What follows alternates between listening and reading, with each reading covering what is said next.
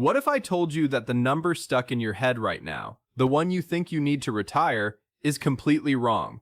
Not a little wrong, wildly wrong. Maybe you've heard you need $1 million. Maybe someone told you $2 million.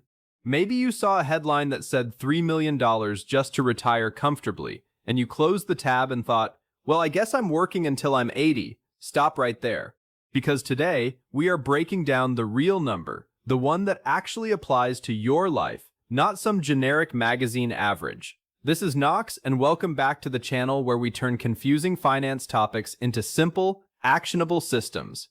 Before we dive in, if this channel has helped you make smarter money moves, do me a favor, hit that like button, and if you're not subscribed yet, subscribe right now. It genuinely helps this channel grow, and it costs you nothing but half a second.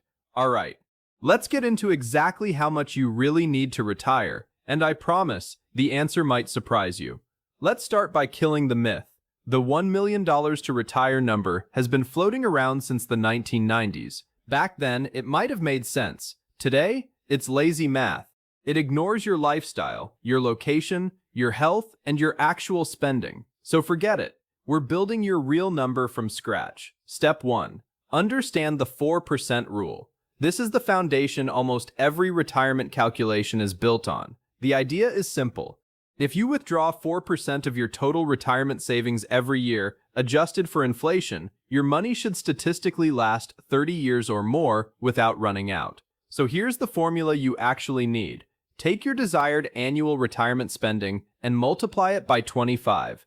That's it. That's your number. Let's say you want $50,000 a year to live comfortably in retirement. 50,000 times 25 equals $1.25 million. That's your target. But if you only need $30,000 a year because you've paid off your house and you live somewhere affordable, 30,000 times 25 is just $750,000. Suddenly, comfortable retirement looks a lot more achievable, doesn't it? Step 2. Figure out your actual retirement spending, not your current spending. Here's where most people mess up. They take their current monthly expenses and assume that's what they'll need in retirement. But retirement spending is different. Some costs disappear, some costs increase. What typically goes down in retirement? Your mortgage, if it's paid off. Commuting costs, since you're not driving to work anymore. Work clothes, work lunches, and retirement contributions themselves, since you're no longer saving for retirement. You're living off it. What typically goes up? Healthcare, especially before you're eligible for Medicare. Travel, because now you actually have time to use it. And leisure spending in general, because retirement is ideally about enjoying your life, not just surviving it. A common rule of thumb says you'll need 70 to 80% of your pre-retirement income annually. But that's still a generic estimate. The real move is to sit down and build an actual retirement budget. Housing, food, insurance, healthcare, travel, hobbies, and a buffer for the unexpected. Step 3. Factor in Social Security, because it changes everything. Here's something the "You need $3 million" headlines completely ignore: Social Security. For most Americans, Social Security replaces a real chunk of your income in retirement. The average monthly benefit is currently around $2,000, though this depends heavily on your work history and the age you claim it. Let's redo our earlier example. Say you need $50,000 a year in retirement, and Social Security covers $20,000 of that. Now you only need your investments to cover $30,000 a year. Using the 4% rule, that's 30,000 times 25, which equals $750,000, not $1.25 million. That's a $500,000 difference, just by accounting for a benefit you're already entitled to. This is why blanket retirement numbers are so misleading. They ignore variables that apply to almost everyone.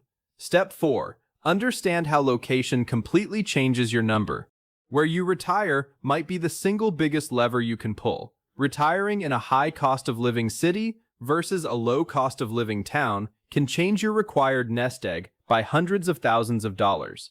Someone retiring in a major coastal city might need housing and living costs of $6,000 a month. Someone retiring in a smaller Midwest town, or in a country with a lower cost of living, might comfortably live on $2,500 a month.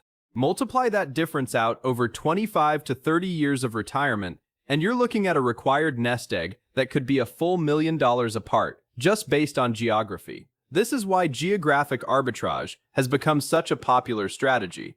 People are choosing to retire in lower-cost areas, or even abroad, specifically to stretch their retirement savings further and retire years earlier than they otherwise could. Step 5. Don't forget inflation and healthcare, the two silent budget killers. Inflation doesn't stop because you retired. If your retirement lasts 30 years, prices will roughly double at just a 2.5% to 3% average inflation rate.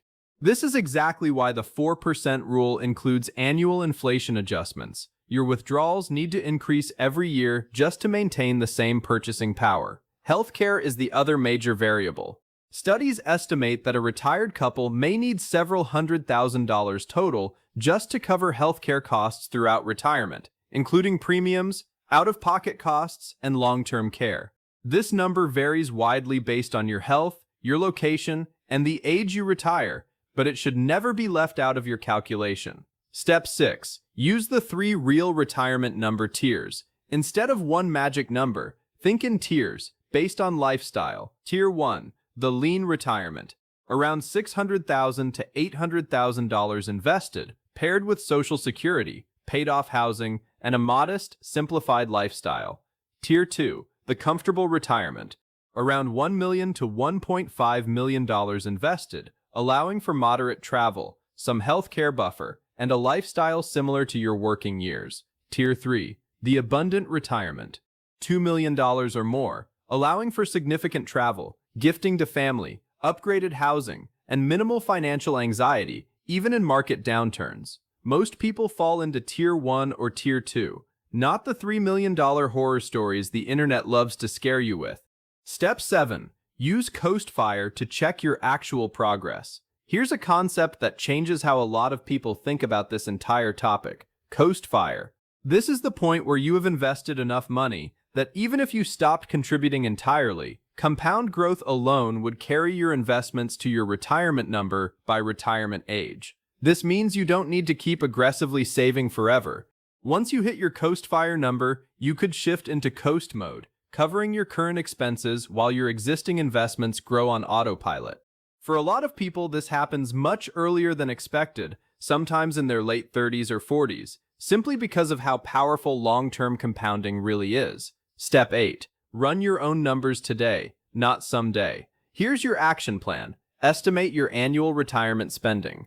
Multiply it by 25. Subtract the value of your expected Social Security income, multiplied by 25 as well. Adjust for where you actually plan to live, and build in a healthcare buffer of at least a few $100s a month. That final number, your number, is very likely far lower than the one-size-fits-all figures floating around online. So, how much do you really need to retire comfortably? The honest answer is, it depends on you, your spending, your location, your Social Security benefit, and your definition of comfortable. For a lot of people, that number is far closer to $750,000 to $1.5 million, not the $3 million scare tactic headlines love to push. The real takeaway here is this: stop chasing a random number you saw online and start calculating your number. Once you know your actual target, retirement stops feeling like a fantasy and starts feeling like a plan. If this video gave you some clarity, make sure you hit that like button, subscribe if you haven't already, and drop a comment letting me know what your retirement number came out to. I read every single one. This has been Knox. I'll see you in the next video.